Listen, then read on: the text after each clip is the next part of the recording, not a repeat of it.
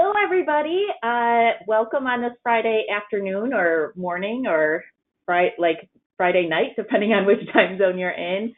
This is Taya from Admissions. We are going to wait just a few more minutes to give people a chance to log in case they're running late. But if any of you can help me make sure that you can understand the sound, if you could just put something in the messages to make sure you hear everything, so we'll make sure that is going, and then we'll probably start in another 3 minutes or so. Thanks.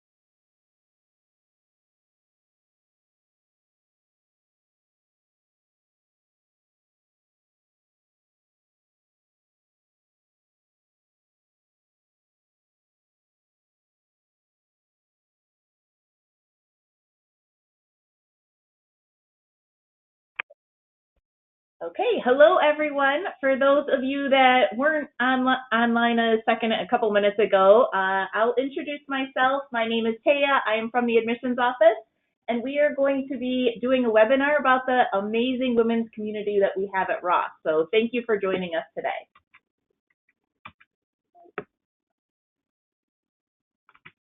All right, so that is me. You can put a little bit of a face to the name if we haven't met in person before. To give you a little bit of background, I've been on the admissions team for 7 years. I did my undergrad at Michigan, so I'm very proud Wolverine.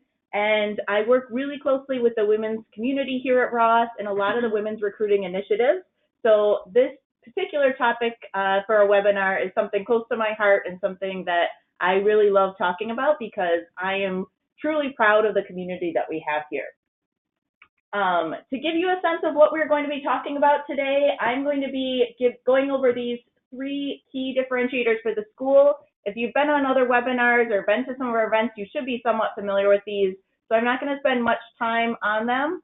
I want to introduce you to some of the amazing women that we have in the room and hear a lot about how these differentiators are exemplified through their experiences. So we're going to leave most of the time for you to be asking them questions and for them to be sharing some of their experiences with all of you today. So I'll get to these go through them fairly quickly, but the first one is experience-driven learning. So we truly believe that if you learn best by doing, there is really no better place to be than Ross. There are so many examples, from MAP to our Living Business Leadership Experience to Leadership Crisis Challenge, and many of the things that these women that are with me today are going to be talking about are ways that you can learn by doing, both in the classroom and outside of the classroom. I think people forget about how much you can learn through the extracurricular activities, and your leadership development happens both in the classroom and a lot out of the classroom as well. The next one on there is Go Blue, Go Anywhere. We like to use that for recruiting opportunities. So we believe that when you choose to go blue, you can go really anywhere in terms of geographies or different industries and functions. So you're welcome to look at our employment reports online, and I can send some resources out as a follow-up email.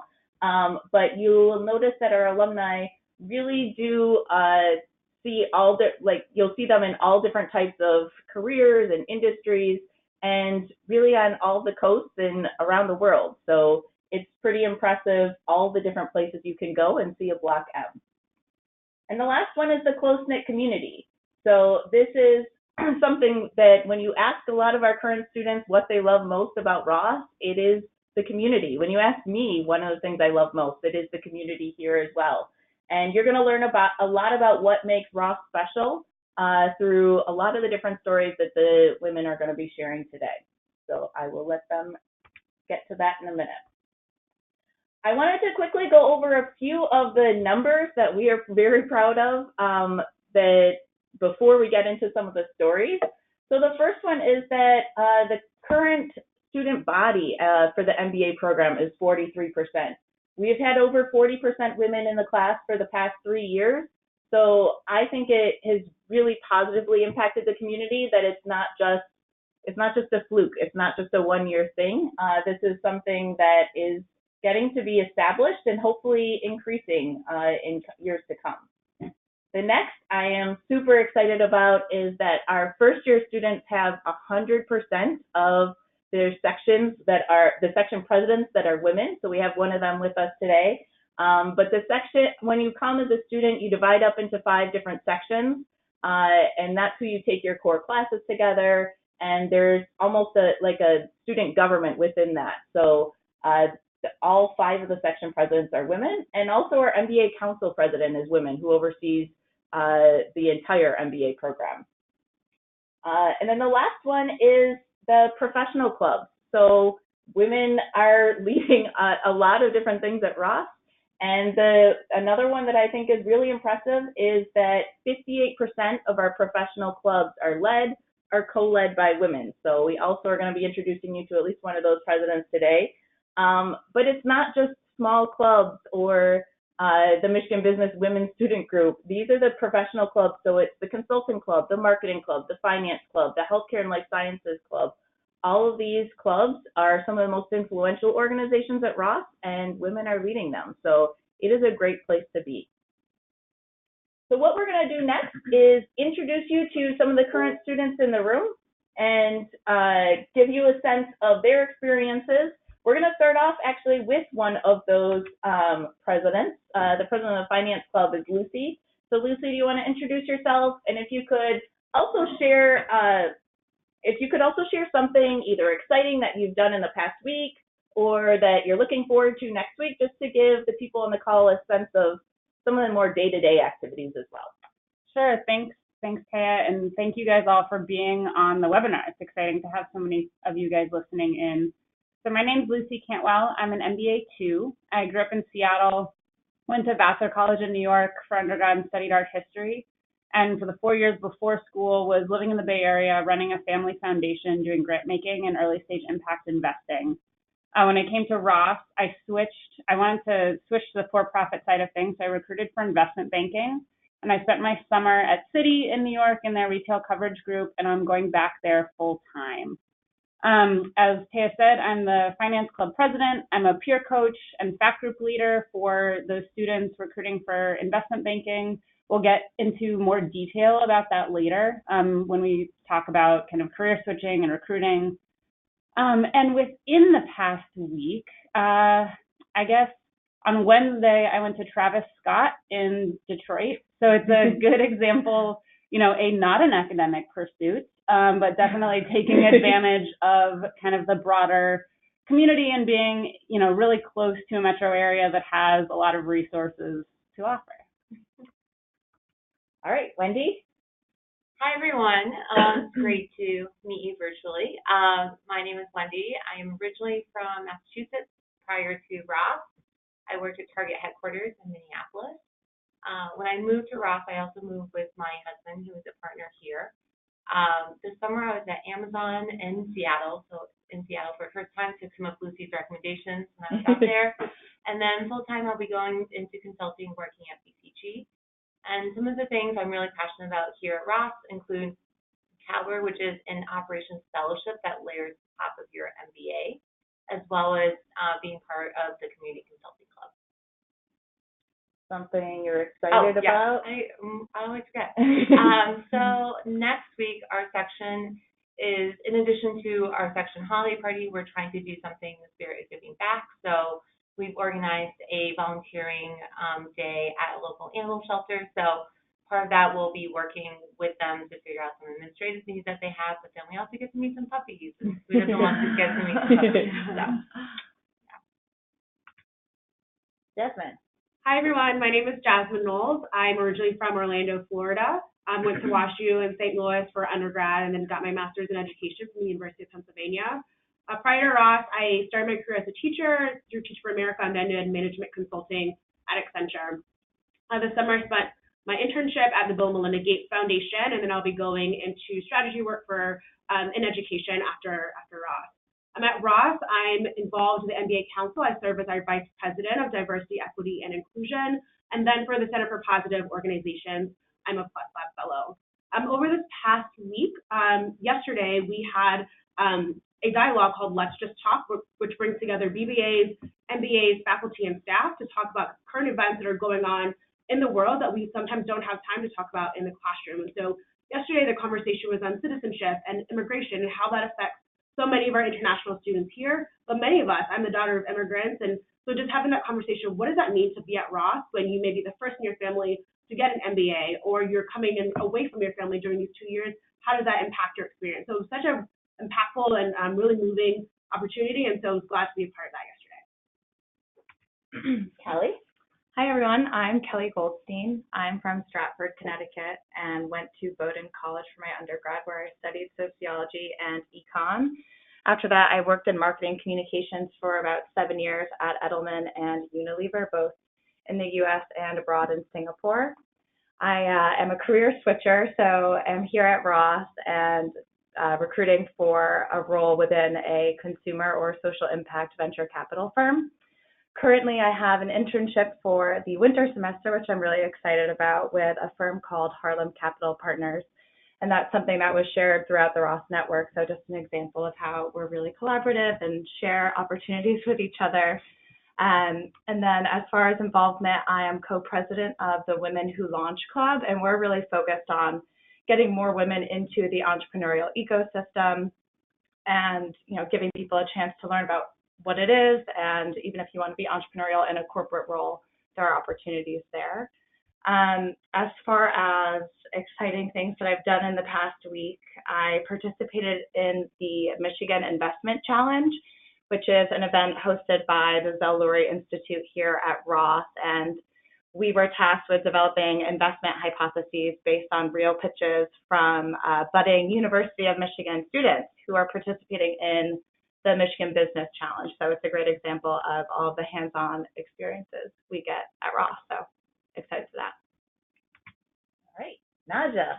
Hi, everyone. My name is Naja Edwards. I'm originally from Chicago, Illinois. I did my undergrad at the University of Illinois, and my major was aerospace engineering.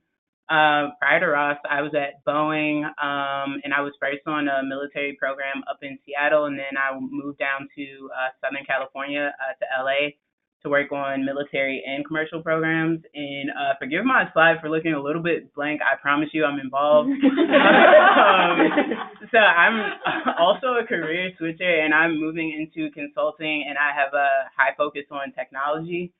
But my involvement, as you can see, I'm actually the Section 2 president for the class of 2020. So a lot of my time is focused there with my involvement. Something that I'm excited about, I'll say something for involvement too as far as hands-on. I'm actually like in the middle of a case competition as we speak, but I'm taking a break because I think that this is really important. So yes, in the middle of a case competition because I am recruiting for consulting, and I'm trying to actually really get hands-on experience with what consulting looks like. And also something else I'm really excited about is our Section 2 Christmas party or holiday party is tonight. And of course, the theme is ugly Christmas sweaters. So yeah, really excited for that coming up. What's your ugly Christmas sweater? I have a sweater that says gnome for the holidays instead of home for the holidays. Really cute. All right, and the last student we're going to be featuring is Tracy. Hi everyone, I'm Tracy. I originally am from New York. I grew up in the suburbs of New York City, but was living in Manhattan for about 5.5 years before making the move with my partner Andrew, who is also an MBA student. I studied bioengineering at the University of Pennsylvania. From there, I spent my career in life sciences consulting, so advising pharmaceutical and biotech companies. I came to Ross because I was really interested in potentially switching into human capital. I was really drawn to the Center for Positive Organizations, where I'm a Plus Lab fellow. I spent my summer at American Express working on their global leadership and learning team. Had a great summer experience, but realized how much I missed healthcare. So after Ross, I'm going to be joining a boutique life sciences consulting firm called Blueprint in their innovation incubator. At Ross, I've been involved in a number of things highlighted, but I'll call out what I'm most excited about. This past Wednesday, I participated in an event called Ross Diaries, where 8 students across the Ross community just shared a personal story in front of the community. And so this was something I had participated in or sort of attended in the audience, and it was great to kind of take the stage and share my story. All right, so what we're going to do is I have a couple of questions that I'm going to ask these guys to answer ahead of time, but if you do have questions, feel free to start putting them, submitting them, and we will either answer them individually or bring out a couple to speak to on the webinar for everyone. So we're going to start with, oh, you know what, actually we're going to start with MBW as a whole. So MBW is Michigan Business Women.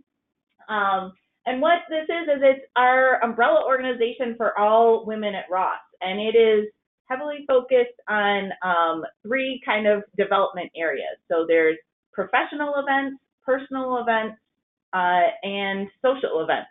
So there's a lot of different things that go into each of those. Some of the professional events, I'm on the email distribution for the club, and there are literally every week, I would say at least 4 to 5 different professional events that are sponsored by companies. Sometimes they're networking events. Sometimes they're, I think I saw yoga with Deloitte a couple weeks ago. So it's a pretty wide variety of different things. There's also a conference that we have, the Women in Leadership Conference, that is very professionally focused. It's a development conference. There's personal events. So there's ones around, they've had seminars around negotiations, dinner with faculty, a power couples event where how to navigate having 2 both partners being in power roles and having great jobs. And then there's a lot of social events too. So there's small group dinners, there's a fall retreat, cooking classes. So I wondered if a couple of you might be able to share some of the events that you've done with Michigan Business Women. Tracy, did you want to start? Sure. So I can speak to 2 things.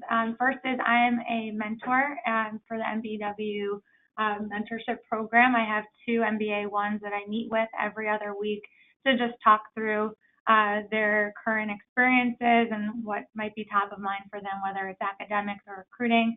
I participated last year as an MBA 1, and so it's a great way to give back and pay it forward. Separately, I'm currently involved in an initiative known as the Comfort Zone.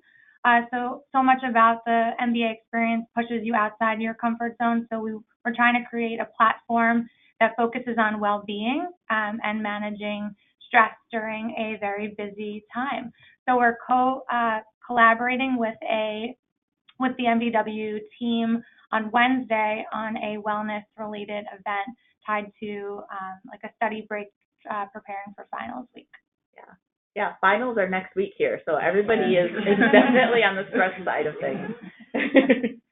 Now, so you attended a dinner. You want to talk about that a little bit? Yeah, so I want to say it was last week. Time moves really strange here at Ross, so I can't be sure if it was last week or like the week before, but Or like a month very ago. recently, or like a month ago, who knows. But yeah, like a week ago, I think, MBW actually organized small group dinners between its members, and so it was a group of, I want to say, 6 of us. And we went to dinner at one of the restaurants in downtown Ann Arbor. It was a mix between MBA 1s and MBA 2s. And it was really just a night to get to know other people within the program, other women who you may not have otherwise met. And for the MBA 1s to interact with MBA 2s, because we don't typically have classes together until, I want to say, winter A. Is when classes integrate. So it was a really good opportunity to sit down with MBA 2s, hear a bit about their experiences at Ross, and just be able to learn from them, and then for them to get to know us, because a lot of the MBA 1s were also in different sections. So we don't get to interact as much within a classroom setting. So yeah, it was a really great opportunity to just meet some of my classmates, and then also meet the MBA 2s, and I mean, everything is better over wine, so we formed a really great bond, and yeah, just looking forward to staying in touch with those people. All right. So we're going to switch. I'm going to put everybody's faces up here so that way you can put a little bit of a face to the name, and we're going to switch to talking about a few different questions that have come up so far. One of the big things I know is on everybody's mind is careers. That's one reason that most people are interested in doing an MBA, is to do some type of career switch. And you definitely would not be alone at Ross. This past year's class of 2018, over 90% was either switching industry or function. There's certainly some people that might be sponsored by their company or going back to something similar, but that is not the norm. So there's a lot of resources available for people to do a career switch, and they range from staff members in our career development office. You'll hear us refer to that as CDO. There's also second-year students that are incredibly helpful as peer coaches or leading small groups according to your particular career interests, and professional clubs and alumni.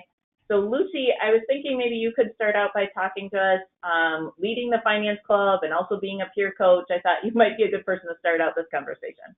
Yeah, definitely. And I'll also add, I mean, I highlighted this a little bit in my intro, but I was a really big career switcher. I mean, all switches are large, but nonprofits to investment banking felt like a big pivot for me when I came to school. And I really couldn't have done it without the small group structure that Ross facilitates. So what you do as an MBA 1, you tell the career development office, this is your primary recruiting goal, and you're put into a small group of other MBA 1s also recruiting for that same role, that's led by an MBA 2 who successfully recruited in that role the previous year. So you get this small kind of specialized and individualized feedback about what the recruiting process is like. You know, each industry and each function has its own cycle. So having someone walk you through, okay, it's week 2, you know, next week you've got to be prepared. Companies are going to start coming to campus. This is what those presentations are going to look like. This is what the expectations are. Having that perspective is incredibly valuable because this is a job search unlike anything else. There's a lot of structure to it. And so getting that perspective is super helpful. This year, as part of the leadership team for the Finance Club, so we also run weekly meetings so the Finance Club covers those students recruiting for corporate finance and investment banking. So each silo runs weekly meetings where students come and get kind of that high-level perspective. And then they also have weekly meetings with this smaller group where you get to talk on a, like I said, more individualized level about what that week entails. So being able to both benefit from that my first year and then pay it back, you end up with a specialized knowledge set that I hope I can make someone's life a little bit easier this year because I've gone through it and I know who they're talking to. I know what the companies are like. I know what the expectations are. So it's been a really great structure. I was in a visit program yesterday where an MBA 1 referenced the MBA 2s as the most incredible people in the world. And I think that was due to his sector leader. So, Kelly, I know you had mentioned that you had some resources that you've used through some of the centers and institutes. So there's a lot of kind of specialized centers at Ross. So if you're interested in entrepreneurship or operations, some of these things. Could you talk a little bit about Zell Lurie Institute and how they've helped you? Yeah, of course. So similar to Lucy, I'm doing a 180 from going from marketing to now interested in more consumer-focused venture capital. So this is definitely a non-traditional path, and the Zell Lurie Institute here at Ross is really committed to helping people who are interested in entering that entrepreneurial ecosystem, whether wanting to go to a startup or start your own company or be on the investment side. And they have really opened up a lot of doors for me. They're the ones who sort of encouraged me and gave me the opportunity to lead the Women Who Launch Club. And they've also been a great resource, reviewing my applications before I submit them, giving me feedback, connecting me with relevant people in the venture capital space because it is sort of a niche area to enter. And then my fact group has also been extremely helpful.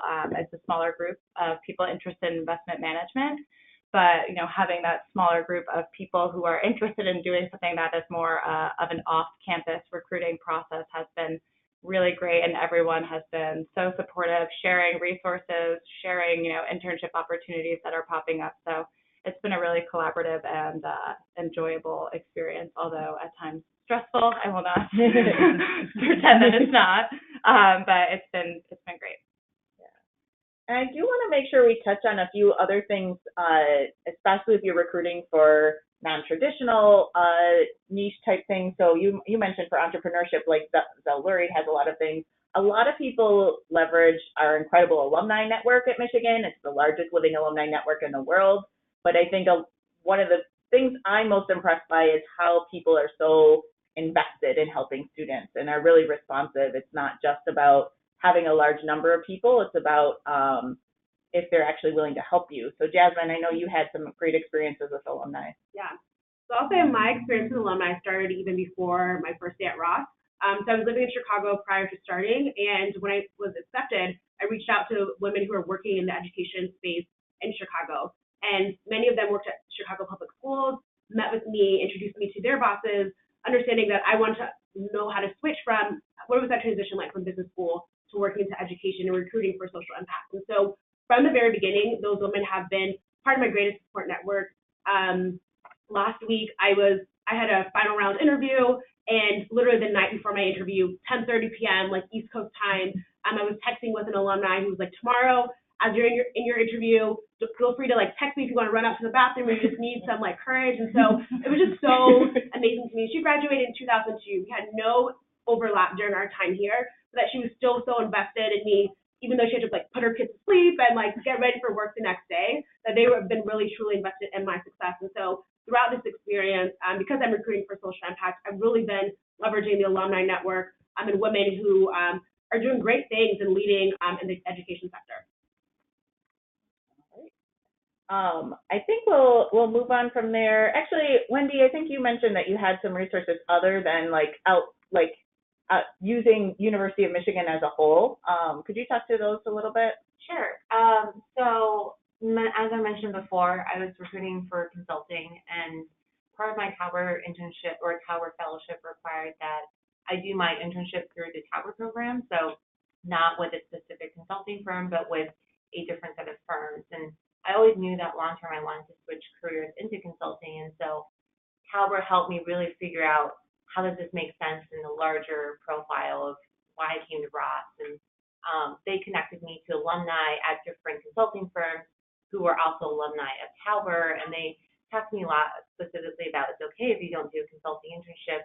We can help coach you through the full-time recruiting process. It was an immensely helpful experience just to hear someone who's been through my process before and being able to give me some guidance on like, it's not the end of the world if you don't do it this exact way, and there's other ways to get there, and they were definitely spot on. So I appreciate the support that the Talbot program left me as well. All right. So I think we'll move on next. All of you kind of highlighted different extracurriculars or things that you were involved in. So I was hoping you could pick one, maybe two, that you wanted to share a little bit about and explain, because I think a lot of these things are pretty uniquely Ross. So I want to make sure people understand what they are, why you're involved with them. So if you could pick one pick one thing and then explain really briefly what it is and why you like being involved with it. So Jasmine, why don't we start with you? Sure. So again, this year I serve as the Vice President of Diversity, Equity, and Inclusion. And so what that looks like at Ross, I sit on the MBA Council, but I oversee a committee of about 30 MBA 1s and MBA 2s, as well as all 10 inclusion chairs for both the MBA 1 and MBA 2 inclusion chairs. And so when you think about what this looks like when we talk about like leading and learning, but action-based learning, really I'm thrown into like how do you lead and influence your classmates, your peers who don't have a formal reporting structure. And so it's really been interesting thinking about how we want to create lasting change within the full-time MBA program, but also just thinking about what are ways in which we can change what that experience is like for students who are not even here yet, making changes for your class. And so I really enjoyed working with both MBA 1s and MBA 2s, but then also thinking about what does this look like as we're making changes to the curriculum? How can we get faculty to think about inclusive teaching practices? And so I've enjoyed this experience, and when I think about how this applies to my work after Ross, I think the leadership experiences here truly do prepare you for what it's like to lead in the real world. All right. Kelly, do you want to talk through women? I know you explained Women Who Sure. Launch, but just explain it a little bit more about what it is and the event that you're planning later this year. Yeah, I did talk a little bit about Women Who Launch already, but it is a club committed to fostering a more gender equal entrepreneurial ecosystem. So again, for anyone interested in venture capital or entrepreneurship or want to find ways to be more entrepreneurial within their corporate sphere, we have events every month ranging from workshops, helping you to, build out your business plan, or, fun events at a cycle studio here called Movement that was actually started by a Michigan alum. So we try to find ways to bring entrepreneurship to life in different ways and give people a taste of what they can do after Ross. And we are currently planning an event in partnership with MBW and a few other clubs on campus in February. Will be our first annual, hopefully, symposium where we'll have a keynote speaker from a very cool startup company I can't name, of course, all women. So we'll have keynote speakers, workshops, and panels for two tracks, one for VC and the other for entrepreneurship. And it's really been a great opportunity to build a community of women on campus who are interested in this space. And it's also been a great way for me to expand my network beyond Ross, because everyone I speak to is really, really eager to get involved and want to support the initiative. So Tracy, I know you mentioned Story Lab earlier this week and the comfort zone that you started. Could you talk a little bit about or Ross Diaries? They kind of go interchangeably, those names here, but could you talk a little about what that is, and some of what you think you got out of that, and then kind of maybe briefly go into why you wanted to start the comfort zone as well. Sure.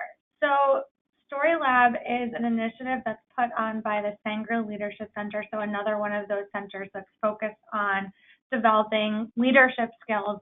And one of those pieces is executive presence and storytelling.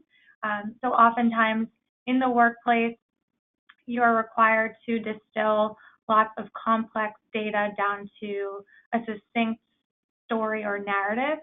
And so Story Lab is a way to learn about the art of storytelling, both as it applies to yourself, but that can also be translated to work as well.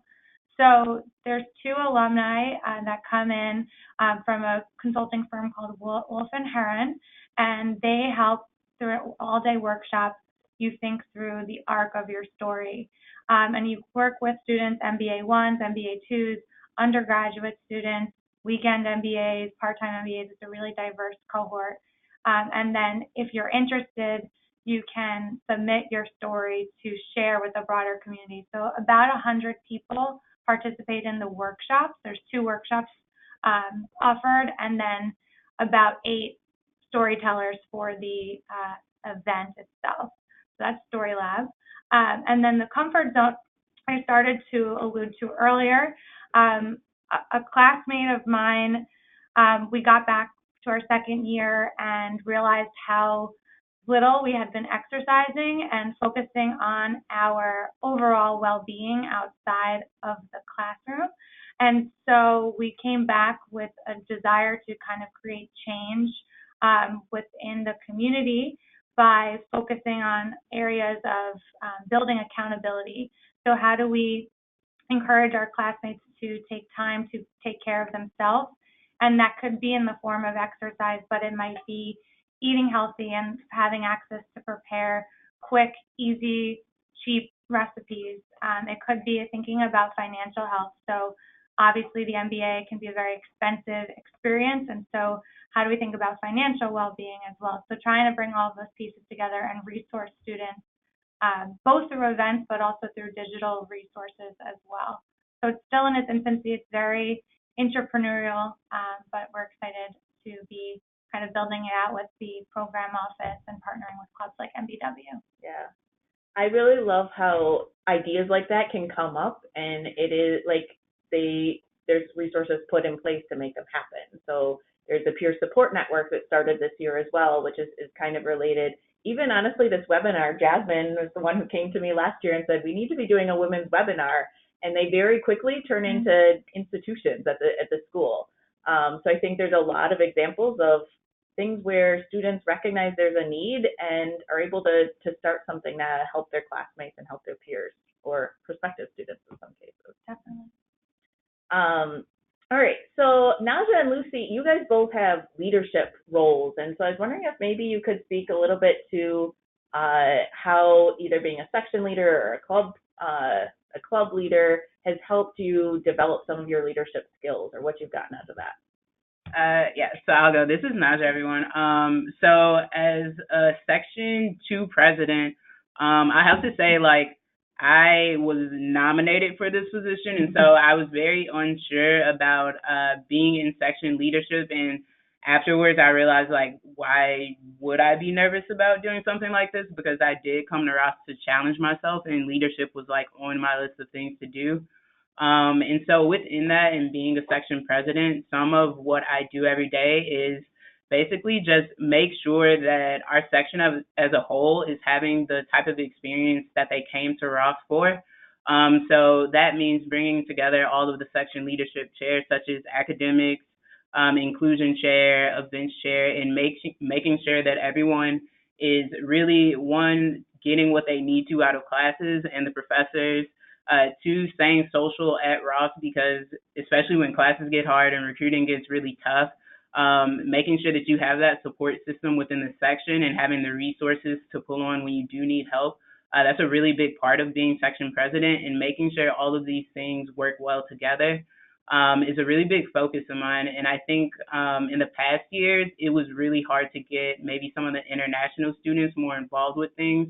So this year, I'm really focusing on making sure that the international students feel just as included in all of our events and in the classroom. It's hard for them to keep up because they're learning in their second, third, fourth language, making sure that all of these things kind of tie together so that the experience at Ross is a good one for everyone who's in the section.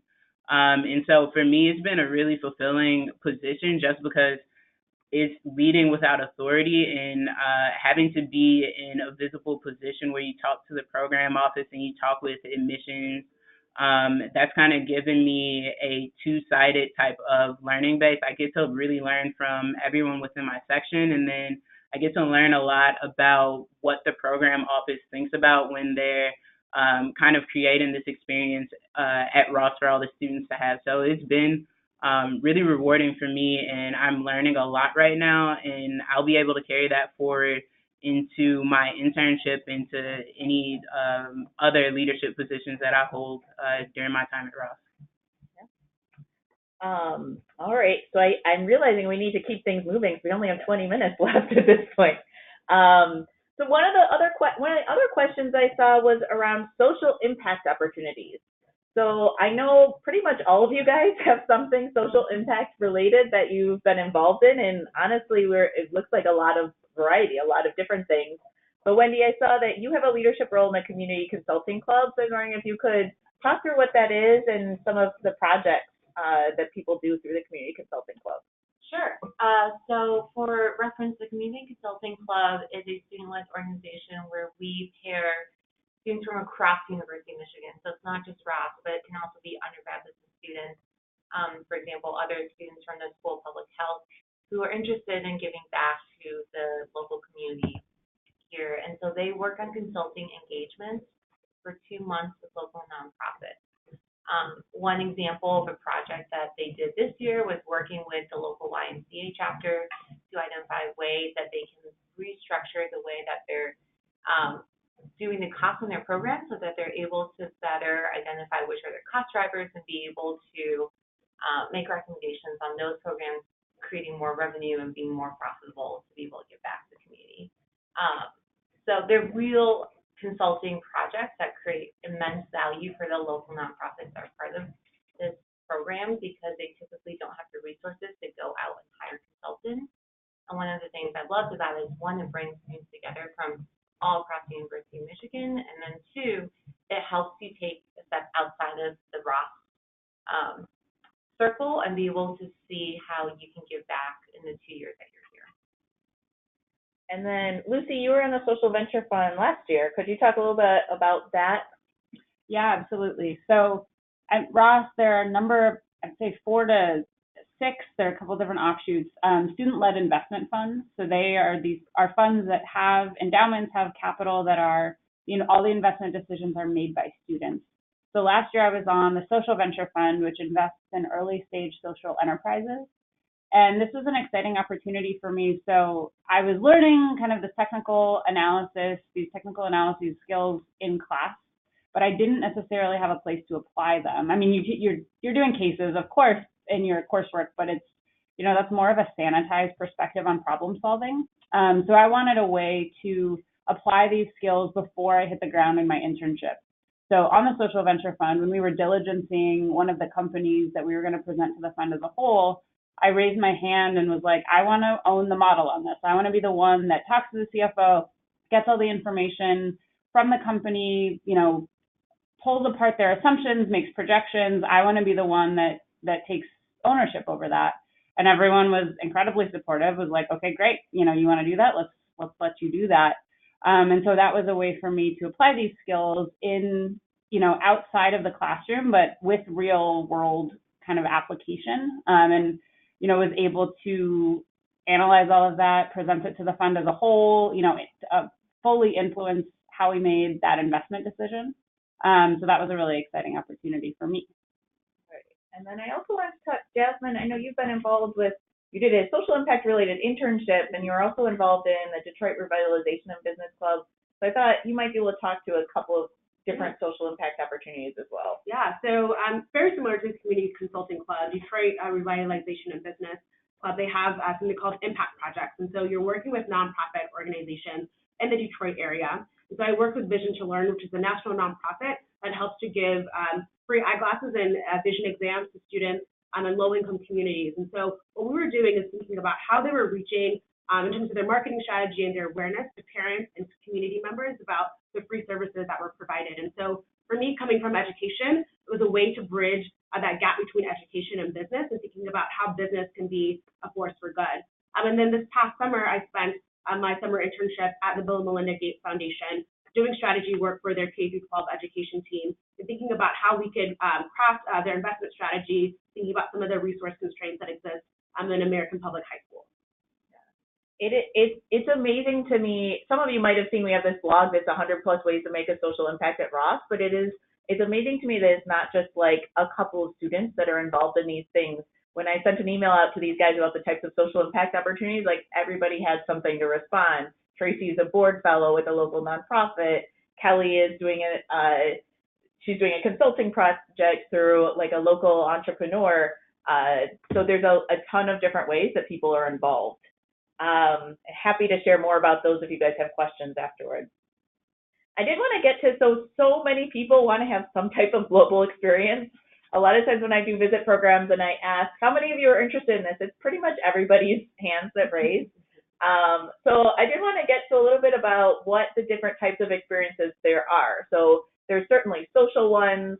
I kind of just alluded to the fact it's never hard to find a travel companion at Ross if you want to just go on a vacation. There's also academic ones and map projects as well.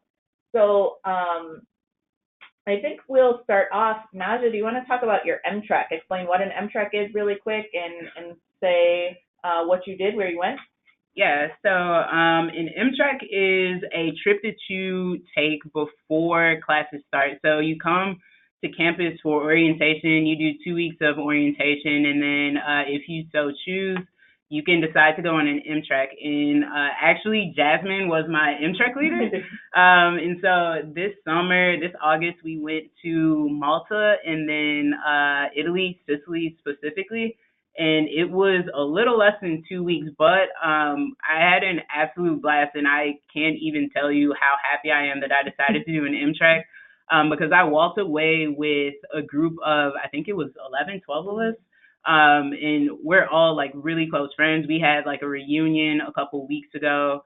I got to meet people from different sections who we talk to like to this day.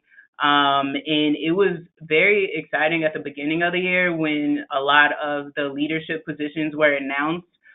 We were kind of in our MTREC group like, oh man, this person got leadership position in this group, like go you, and like this person got leadership for that group, go you. And so we still kind of keep it up, and when I see these people around, it's kind of just like a smaller family within Ross, and just having that experience of traveling together is really part of building a community. And when you start classes and you need to talk about something, even if they're not in your section, it's like a go-to group of friends regardless. So I loved having or going on an MTREC, and Jasmine was an awesome MTREC leader, so thank you. I didn't pay her to say that. She didn't pay me, but no, we had a ton of fun. It was amazing. All right. Now it's like we got to get back to our case competition. Yeah. Bye, guys. Good luck, Naja. Lucy, you are doing a lot of, you even have global experiences in the future. So I was wondering if you could speak a little bit to your math experience and some of the global immersion academic experiences that you're doing. Yeah, absolutely. So my map was in Shanghai with a automotive parts supplier that had made a number of different acquisitions over the past couple of years. So it was getting kind of the inside view of a transaction. So we were helping them articulate a post-merger integration plan so that they could better realize kind of the full potential of this combined company. So we were in Shanghai for 3 weeks, interviewing the C-suite of all 3 different companies or 4 different companies, getting a better understanding of what the opportunities that they saw were, what the challenges were to implementation, and that ultimately those interviews, are kind of the basis of how we made the recommendations that we did. I also did a global immersion program in Germany in May after my first year. So that was also about 3 weeks in a small town about halfway between Frankfurt and Cologne, where we were learning about doing business in the European Union. So talking obviously about trade policy, monetary policy, kind of the geopolitical implications of the changing trade landscape. Obviously, Brexit is a part of that. So it was a really great opportunity to be on the ground at a business school in Germany, working with students from all over the world, getting this kind of global perspective. And then I'm really excited for winter A. I'm going to be studying abroad in Argentina and Buenos Aires. Jasmine is coming with me. We're on the same program. So we're taking classes in English, but get an opportunity to learn about business, this time from the perspective of emerging markets. So there's, we're taking valuation in emerging markets, taking kind of a global macroeconomic class. But what does it mean? Obviously, there's a lot going on in Argentina right now. So what does that mean for their country, for the long-term stability of South America? So getting, again, just broadening the perspective. You learn things in a classroom, but I think it's really important to connect that to the broader world. So a lot of opportunities. Yeah, you're hitting up a whole bunch of continents even. All right, so I did see a question submitted ahead of time around favorite classes or favorite professors. So I thought maybe we could speak to that. Tracy, do you want to talk about what one of your favorite classes has been? Sure. So Jasmine and I are both part of the Center for Positive Organization. Jasmine's very involved. Jasmine's a common thread here. She's doing a great job at DEI. So the Center for Positive Organizations has a program called the Plus Lab Fellowship for both undergrads and graduate students. And through that program, you are part of a class that's now called Flourishing at Work, taught by Jane Dutton. She is one of the co-founders of the Center for Positive Organization. And the way she describes it is a buffet into different areas of research tied to positive organizational scholarship. So the whole first piece of the class focuses on flourishing for yourself, what energizes you, what are your strengths, and then how do you translate that into flourishing at organizations. So I love that class, and I'm really excited. I'm going to be what Jane refers to as the teaching coach. She wants me to job craft and not just, be a grader or a tutor or a teaching assistant. So I'm excited to partner with her in doing that in the winter semester. Wendy, do you want to talk about a favorite class? Sure. So Jasmine actually has a favorite class written down that I also had, turnaround management. So I actually have two favorite classes, turnaround management and corporate financial reporting. I know corporate financial reporting doesn't sound very exciting, but the professor, Ryan Ball, he's really engaging. And I think anytime you have a really interesting professor, it makes any topic kind of list off the PowerPoint slides that much more. And then second, I came to Ross having worked at Target, but never really being exposed to financial reports, shareholder meetings, a lot of the heavy financial accounting terms. And for me, this class has been invaluable in just understanding where do I need to step up my financial literacy. And that's a topic I think that's really interesting for women in general, but also it's been really helpful just to start to learn the basics around pensions and long-term debt and shareholders' equity and all these things don't sound very interesting, but I think are very practical and really important for women as future leaders. All right. I think that is really helpful. One of the questions that I've seen come up a decent amount too, so it's recruiting, it's classes, but there's a social component too that I see that around partners and what it's like balancing having a partner in Ann Arbor. So I know a couple of you, Tracy, your husband is another student, and so Lucy's too. We have a lot of this, and then both Wendy and Kelly have partners that moved to Ann Arbor as well. So Kelly, do you mind talking a little bit about the partners community and how your partner has been involved in that? Sure. So my partner was actually in Ann Arbor before I got here, and he had a very sad apartment, did not interact with anyone. And now that I am here, he's like, oh my gosh, there's a whole new world. Ann Arbor has great restaurants. The people are really interesting. It's a super diverse and progressive community. So he has now been exposed to that world through Ross and has really loved it. He definitely embraces the football games. He's probably been to what we call the bus more frequently than I have. And everyone has been super inclusive. Our section has opened up every event to partners. And so for him, he feels like he's sort of part of the community. And it's been a really great experience. Do you have anything to add, Wendy, from that perspective? The only thing I'd add is that there is a partners club for partners who come to Ann Arbor, and I think in the last year they've also done a really nice job of recognizing that there's more male partners moving with their female MBAs here, and so they've done more programming to be inclusive of that growing population, I guess, of partners. But similarly, my partner, I think, has had probably more fun than at Ross, but he's just really acclimated well. I just love the experience so far.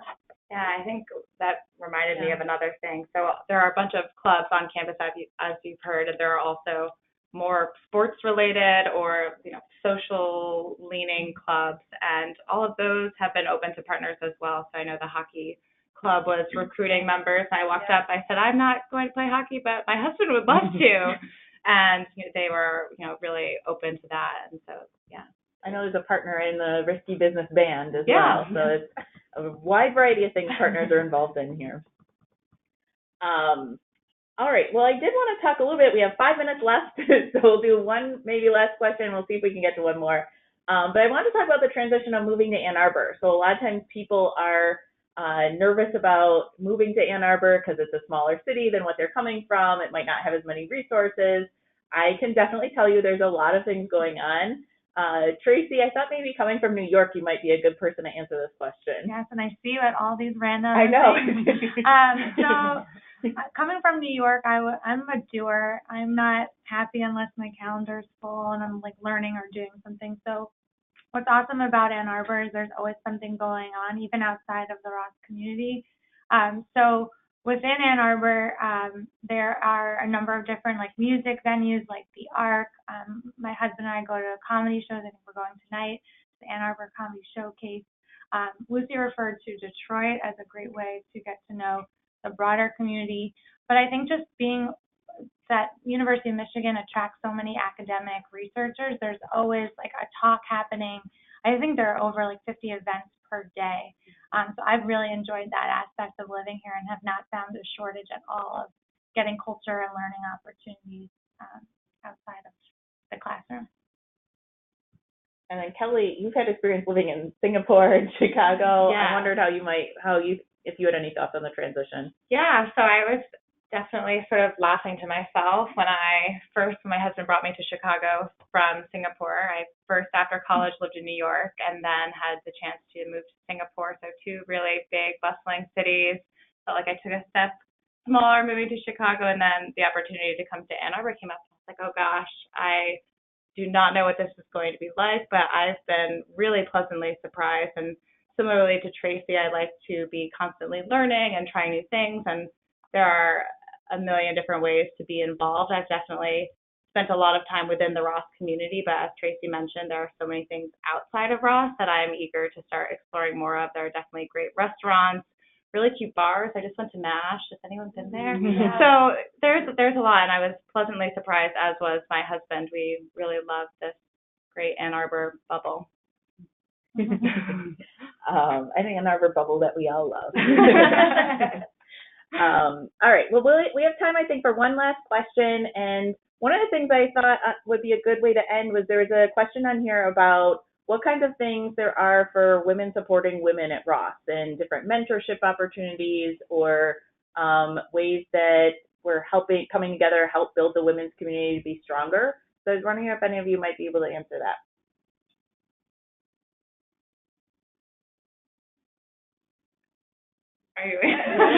Well, I think I alluded to a little bit at the beginning. The MBW mentorship program has been like a huge piece of my support, both as a student, as an MBA 1, and as an MBA 2.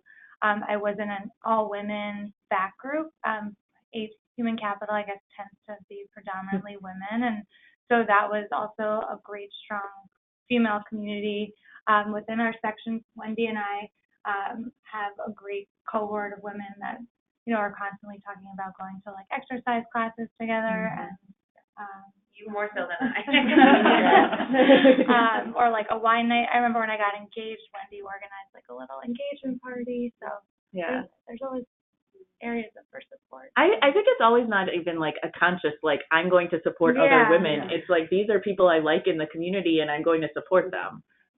Lucy, did you have something to add? That's what I was going to say. I mean, I think one of the benefits of, you can see 43% and like that is not 50%, but women are so visible here. Like there's such a strong culture of leadership, of like taking risks, being a part of literally everything that you can imagine. So it is, I think, in some ways almost taken for granted how supportive we are of each other because there's just such good representation in a lot of situations. So like there are certainly structured mentorship programs, and I think those have been really valuable.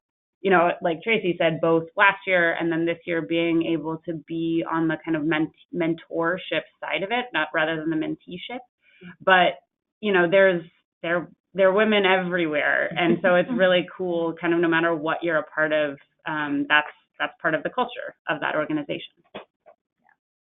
All right. Well, I think that is a great place to end. So thank you, panelists, and thank you, prospective students, for being on the webinar with us today. I will send a follow-up email with some resources and copy these guys on the email so you can follow up with them if you'd like to. But we will try to do our best to answer some of your questions if we didn't get to them after the webinar as well. Thanks everyone for coming, and go blue. Go blue. Go blue.